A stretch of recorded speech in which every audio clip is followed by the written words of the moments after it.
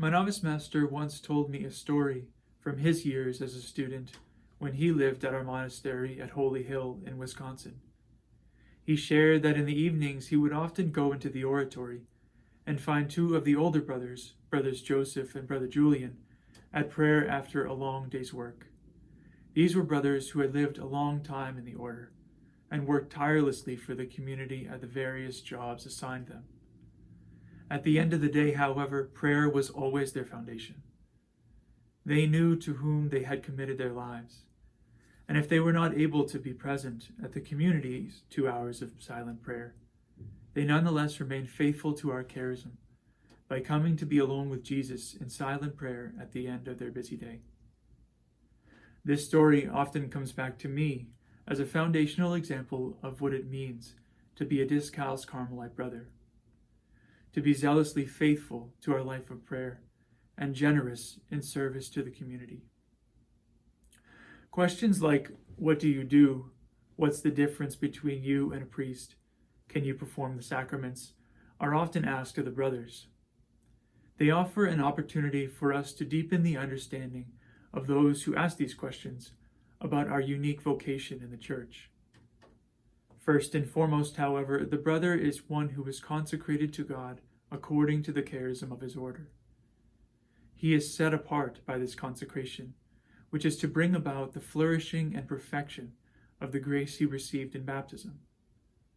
His whole life serves the Church as a prophetic witness, a unique sign of Christ's complete self-offering, faithfully following Jesus, poor, chaste, and obedient.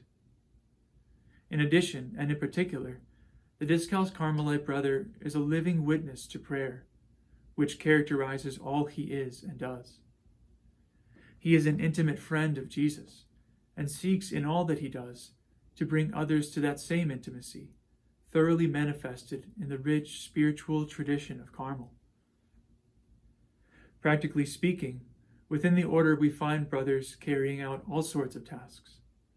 Some brothers willingly devote themselves to skilled labor, taking care of our houses, and even making our religious habits. There are those who go on for further education and become retreat masters, writers, or involved in publications. In lovingly carrying out each of these tasks, the brothers reveal the strong desire to bear fruit through their gift of self for the community and the whole Church. Without the specific responsibility of priestly ministry, and in fact the brothers freely forego the ministry of celebrating the sacraments, as such, he is able to give himself more singularly to the life and work of the charism entrusted to him, making a contemplative offering of all that he is and does.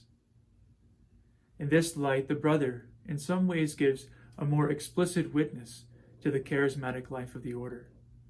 His whole being and work are only in the service of the charism and for the good of his community, the whole Church, and the glory of God.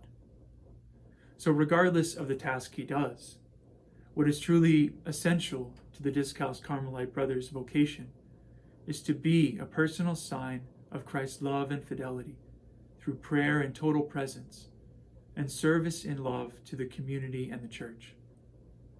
It is a matter of being willing, through the grace of his consecration, to freely sacrifice for the needs of others. Only through prayer and a consistent effort to reveal the work of divine love in one's own life through generosity can a brother be this type of sign and bearer of the heavenly kingdom on earth as he is meant to be. For us Discalced Carmelites, prayer is the center of our life. Our constitutions make this clear when they define prayer as the raison d'etre of our life as Carmelites, the source and focal point of all the components of our charism. And so just as the story I mentioned reveals, faithfulness to God in our life of prayer is the singular essence of the Carmelite brother's life. I, for example, feel drawn towards studying theology and working in our libraries. This could lead to giving conferences or to writing on our Carmelite spirituality and theology, and making available our Carmelite resources for others in the Church.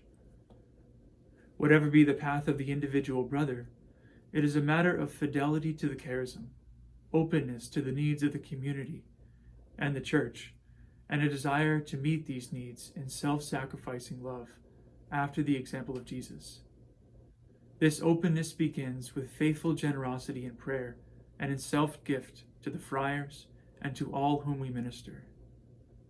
It is our hope as Discalced Carmelite friars that many will be drawn to this unique and beautiful vocation that is so needed in the church.